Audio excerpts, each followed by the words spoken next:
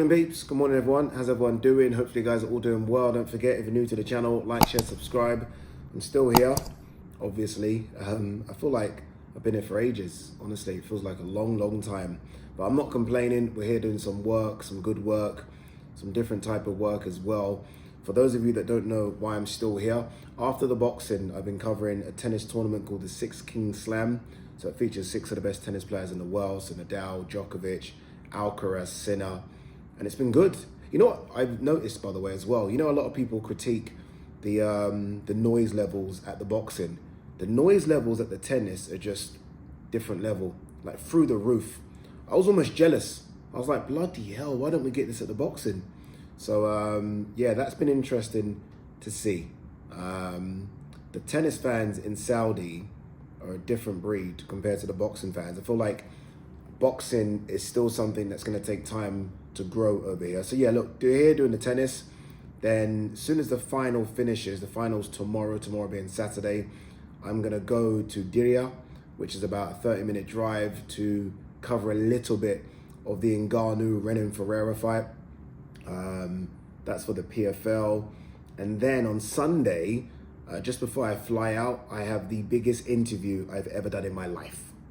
I mean, I can't tell you who that is, but I'm guessing a lot of you will know who I'm talking about. So yeah, we're over here doing a few different things. It's nice to do stuff other than boxing because I do like so many different sports. But yeah, it's been a busy, exciting couple of weeks, but I can't wait to come home. All right, let's have a look and see what there is to talk about. What fight card is this week? Ohara Davis, Adam Azim is this week. Let's quickly get that fight card up. 1 sec. Okay, so Adam Azim versus Ohara Davis. By the way, good fight.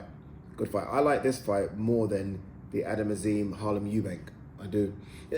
I have no idea what to expect with Ohara Davis. Obviously, last time he fought, he got knocked out in a round. So I don't know where he is. I don't know where his mindset is. I don't know where he is in terms of levels. I'm not quite sure, but I still think this will be a test for Adam Azim. Michael Mickinson versus Talani Mbenga. I like Michael Mickinson. I think he's a good fighter. Yes, we know about the punch power or the lack of, but he's exciting. He comes to talk, he comes to fight. So we'll see how that one plays out. Dan Aziz is taking on Lewis Edmondson. This might be fight of the night. British light heavyweight title on the line. I remember doing or watching Dan Aziz's last fight at Selhurst Park. He fought on the undercard of Chris Billam-Smith, Richard Riakpo. He got a draw. And it wasn't great. It wasn't great. That being said, the guy he fought, I forgot his name now. I think he was a very good amateur. And I remember watching that guy against Ricard Bolotniks in Spain. I covered that fight for Matchroom. So I knew it wasn't going to be easy, but I expected Aziz to look a bit better. So we'll see where Aziz is. The big talking point of this card, even more so than Adam Azim or Ohara Davis, is Anthony Yarde for a couple of reasons. Obviously, look, he's fighting on a Sky Sports boxer card, which is interesting. We wait to see how that one plays out. And we just want to see him go. Now, I'm desperate to see Anthony Yarde be in proper fights. Like we've seen 3 proper fights. Obviously, the Beterbiev, Kovalev, and Lyndon Arthur. Right, the second fight with Lyndon Arthur, I don't think his mind was right. I'm not giving him an excuse, but I don't think his mind was right for the first Lyndon Arthur fight. If I do remember, he lost a few close family members to COVID, so his mind wasn't right for that one. I was lucky enough to see him in the rematch, and that was Anthony Yarde. So I don't know too much about this Ralph Vilkins, but let's just see him blow this guy away in a couple of rounds, and then can we fucking get Yarde Boatsi? Sorry to swear, but for fuck's sake. Like, what is going on? I think I've said this before, but we've been wanting Anthony Yarde versus Joshua Boatsi for 5 or 6 years, right? 5 or 6 years. America have been wanting Benavidez Morale for about 12 months, and they get it. And we are still waiting for Yarde Boatsi. Same weight division, we're still waiting for 2 guys who I think will put on a good show to get it on. Now, they were close before until Yarde ran into this problem with Frank Warren and contracts, etc. But we are going to see, I think, a Bivol Beterbiev rematch. So if Boatsy wanted to wait for the winner of that, then he's going to have to wait until summer, maybe. What might happen, and I suspect this is going to happen, is that Beterbiev is going to have to vacate a belt.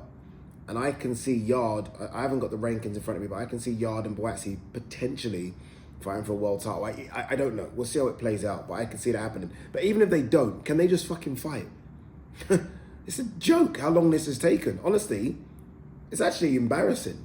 It's embarrassing how long this has taken. I mean, this isn't a Floyd Mayweather-Manny Pacquiao situation where both guys are fucking Hall of Fame, world level fighters. Like, why has it taken so long for this fight to get made? Honestly, just annoys me so much. I just want to see it, and hopefully we can. Shannon Courtney back in action as well. I haven't seen her for ages. She takes on Catherine Tacone Ramos. That's a good card.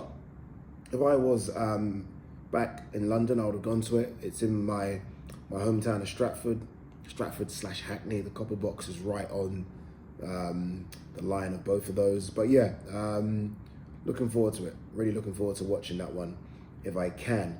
All right, let's have a look and see what else there is before we talk a bit of AJ. Dimitri Bivol says he waited too much for perfect moments against Artur Beterbiev. It's not necessarily, look, who am I to disagree with Bivol? I don't necessarily think it's waiting for perfect moments. It's almost picking your shots because you know the counter is going to be frightening. You know, if you don't time that shot to perfection, what's coming back is fucking 2 missiles. And if you feel that punch power once, you're going to be so apprehensive to feel it again. True or false?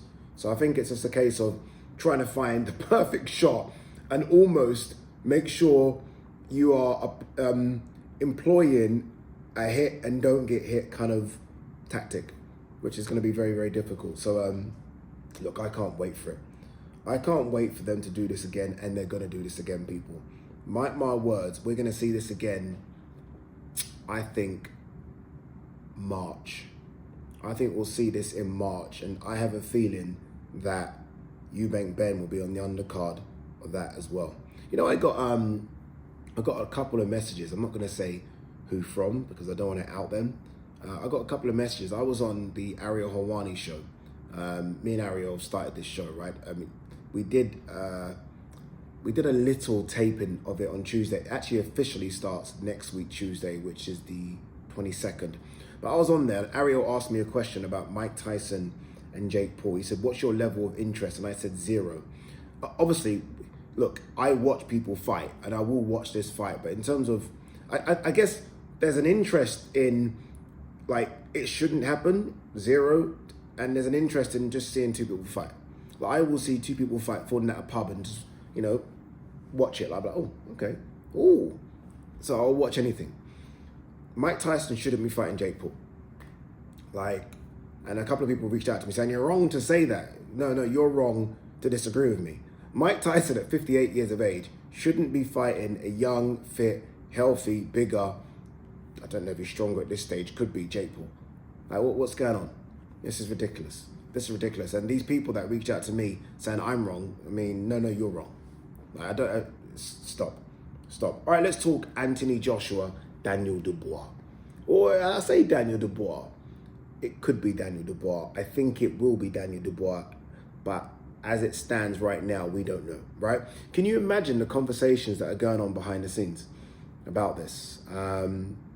There's 2 schools of thought here. The first one is, okay, AJ is going to take the rematch against Daniel Dubois, and they're likely to fight February. That's on the table. I know that's on the table because I've spoken to Frank and Eddie. The other school of thought is that AJ waits to see what happens with Fury Usyk. If Fury loses, and this is what I think is going to happen, if Fury loses, then AJ and Fury will get it on. Makes sense. If Fury wins, I just don't see how Fury, having beaten Usyk, fights AJ having lost to Dubois. kind of doesn't make sense. But boxing is a sport that doesn't make sense.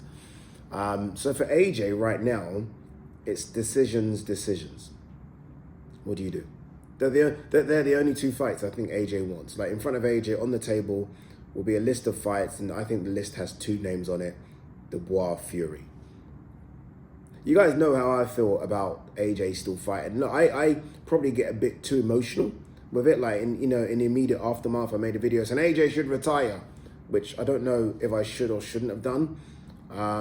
It's not that I don't think AJ can compete with top heavyweights, because I think he can. I think AJ can still. This is heavyweight boxing. I think we saw Wardley Clark the other day. One mistake, you're done. So, I mean, you just got to be very, very careful. AJ can compete. My thing was, you've made hundreds and hundreds of millions. You're very, very healthy. You're a two-time unified heavyweight champion of the world. What else is there to achieve? Oh, okay, I became three-time. Okay, cool. Maybe try four. You know what I mean? Like, what's... Like, being a three-time unified heavyweight champion of the world was never in AJ's thoughts a couple of years ago. It wasn't, right? It was be a unified heavyweight champion of the world, maybe become a two-time unified heavyweight champion of the world and get your belts back, and then see what happens. So I still think my option is a good one, but I also understand the get back option, right? I mean, no fighter wants to go out like the way AJ went out, so I understand how AJ would still want to continue. So it's just a case of now, what decision does he make? Like, what's the best one here? I mean, going in with Dubois again, man, it's a tough ask, isn't it? Tough ask. Like, at this stage of your career, I mean, Fury is an easier fight than Dubois. It's fact. Like, Dubois is a dog on a leash. I said this, didn't I? He's a dog on a leash. Why would you want to fight that again? Whereas Fury might outbox you. He's not. You don't think of Fury as... You don't look at Fury as someone that was going to really hurt you. And look, obviously Fury's got pop and power, but he hasn't got more pop and power than Dubois at this stage of Dubois' career. So, yeah, I still don't know. Say Fury does lose. I've been told, Ade, you're wrong, but I just don't know if Fury loses. I don't know if there's any interest in a Fury AJ fight. Like, the kind of interest I'm talking about, like selling out at Wembley Stadium, being a massive draw. I don't know if two guys coming off losses, and Fury could get knocked out by Usyk, by the way. So let's just play that argument. Let's say he gets knocked out. I don't know if two guys coming off knockout defeats, regardless of their names of Fury and AJ fighting, I just don't know if it's as big. Some people said, Ade, shut up, you're wrong. Of course it is. And they could be right. I will kind of defer to them on this one. I just don't know if it is. If I'm AJ and I have the options in front of me, I go for the kill again with Dubois.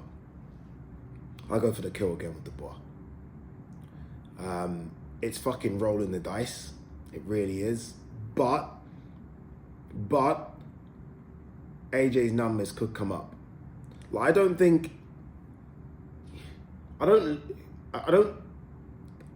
it's all dead that he cannot beat Daniel Dubois. And I know it's kind of hypocritical because we saw the first fight and he only won 20, 30 seconds of that fight. I know. And maybe I'm saying this from an AJ fanboy standpoint, but I do think he could beat him. It's crazy. It's crazy, but I do think he could beat him. I just look at that first fight. I was like, is he overthinking? Has he got it all wrong? I don't know. AJ's always done better in the rematches. Ruiz, obviously I know Ruiz came in fucking severely overweight, but Ruiz, he got his belts back. And even the Usyk fight, he was landing and having some success in that fight. So he's always done better. Yeah, I think we're going to get a decision very soon, and I think that decision will be AJ will fight Dubois again. I don't think AJ's wanting to go out like that against Dubois.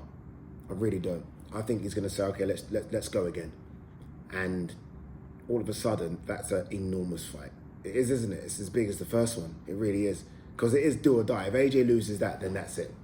If AJ loses that, then I said if AJ lost the first one, that was it. But if AJ were to lose the second one, then that's it. It's done. So we'll see. We'll see how it plays out. All right, guys, girls, I will catch you, I don't know when. Maybe we'll do like a post Ahara Davis, Adam Azim show. But what do you think AJ should do next?